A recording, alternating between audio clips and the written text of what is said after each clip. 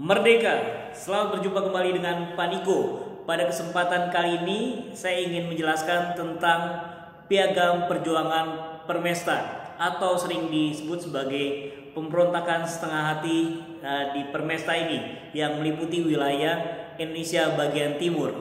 Awalnya adalah ketidakpuasan, kekecewaan tentang perimbangan pusat dan daerah. Jadi ada tuntutan dari saudara-saudara di Indonesia Timur untuk adanya otonomi bagi mereka. Terlebih juga waktu itu juga mulai berkembangnya paham komunis yang semakin menguat, terutama dengan buktinya pada pemilu tahun 1955 mereka keluar sebagai salah satu dari pemenang dan mulai diakomodasi dalam kedudukan-kedudukan di pemerintahan.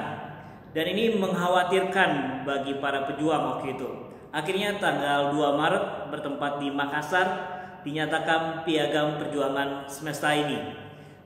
Sebagian mendukungnya karena ini adalah opsi yang baik. Bahkan tokoh-tokoh militer waktu itu Nasution misalnya juga tidak antipati terhadap ini karena dianggap sebagai perjuangan untuk prajurit juga di wilayah Indonesia Timur.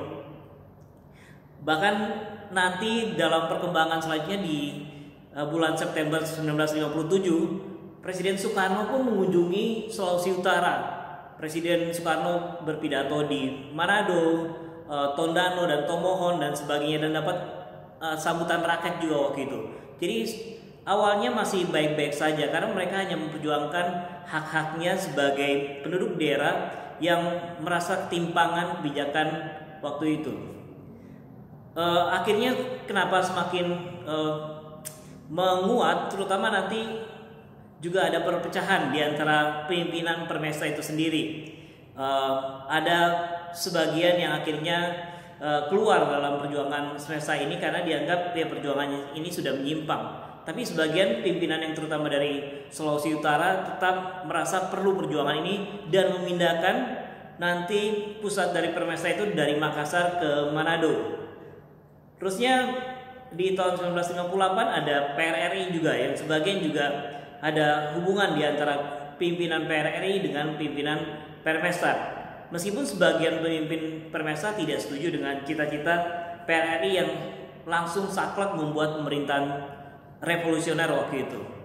Akhirnya Permesta ini memuncak dengan adanya serangan atau pemboman di wilayah Manado oleh tentara waktu itu pemerintah pusat yang dikirim untuk mengebom kota Manado.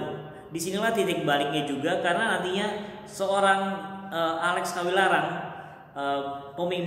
mantan pemimpin pasukan Siliwangi, terusnya pendiri RPKAD atau yang sekarang kita kenal sebagai Kopassus, kecewa dengan pengeboman terhadap wilayah kampung halamannya di Manado.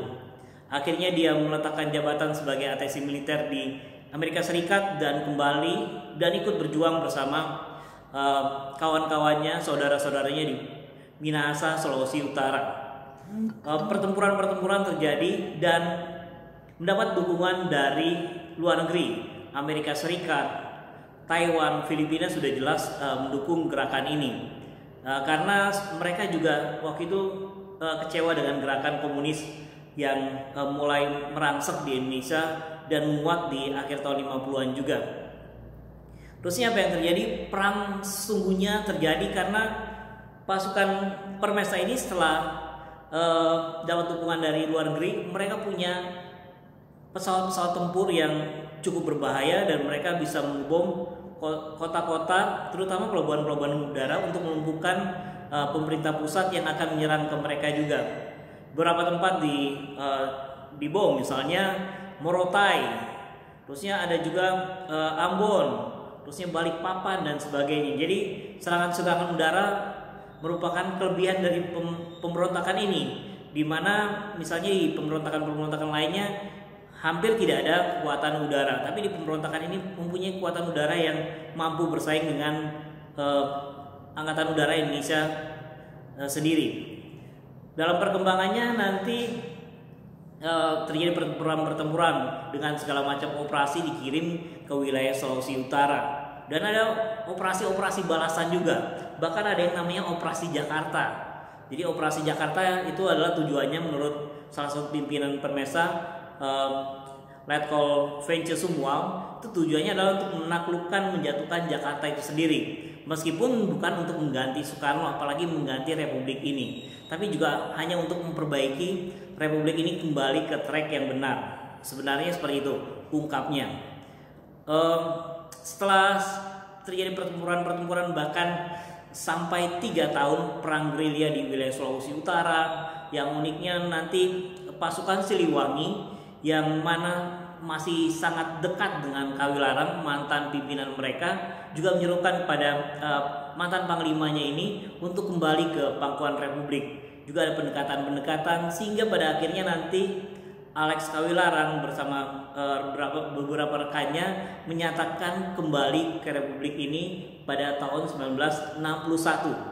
Dalam proses selanjutnya nanti bertemu Nasution, juga bahkan pemerintah memutuskan untuk memberikan pengampunan pada para perwira militer dan kelompok pemberontak yang menyatakan diri kembali ke Republik ini.